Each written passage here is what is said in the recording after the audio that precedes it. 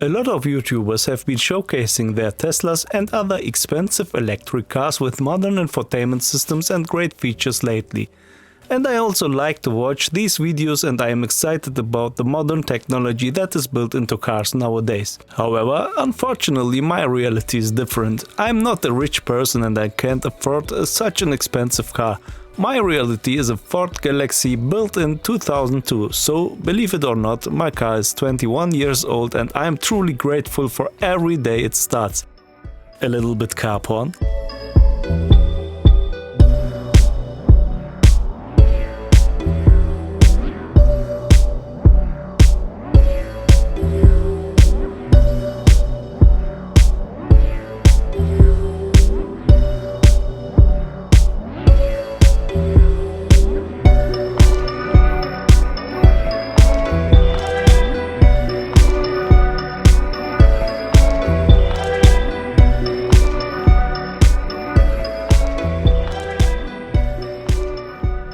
Okay, I know that this car is old and has almost no special features, and also safety-wise it's unfortunately not up to date, but I still like this car.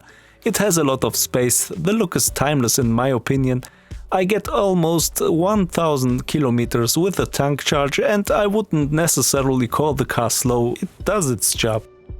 But even though I like the car a lot and even though I can overlook the weakness, there is one thing I absolutely cannot live with: the factory radio. It plays CDs and I don't own any CDs anymore, so I can only listen to music through the FM radio function.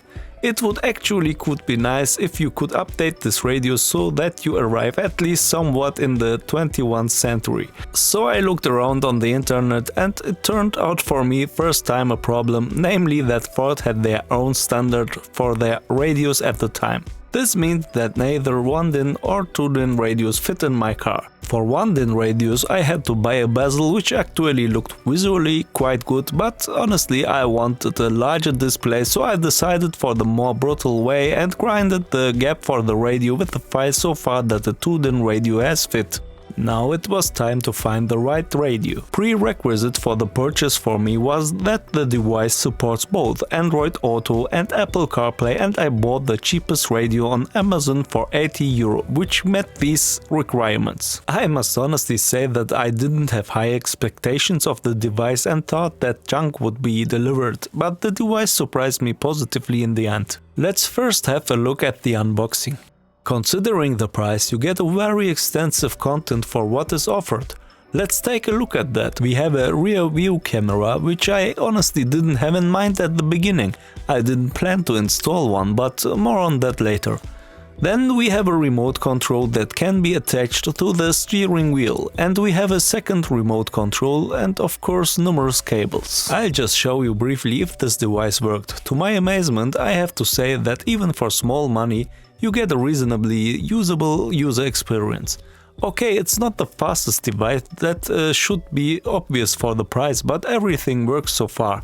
As soon as my smartphone is connected via cable, CarPlay starts and you have a reasonably modern infotainment system as far as it is possible in this car. As you can see, it always takes a second, but both the navigation via Apple or Google Maps works flawlessly. Spotify, Apple Music and all other services available on CarPlay can be used.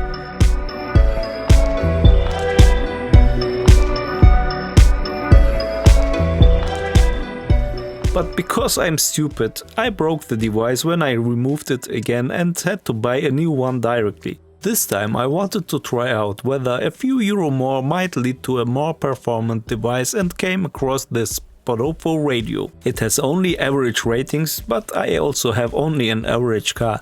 I'll save the unboxing this time because everything was exactly the same. You might even think that the radios come from the same factory, which I don't think is unrealistic. Moment of truth, and I must say for only about €40 more you get a noticeably better performance here. Yes, there are certainly radios that have a much better performance, but for the price it's all satisfactory. I have to say that in this video it is looking more laggy than in real because I am recording with the iPhone at the same time I use it. But as you can see, even then it is very smooth. For this price it's very good, I think.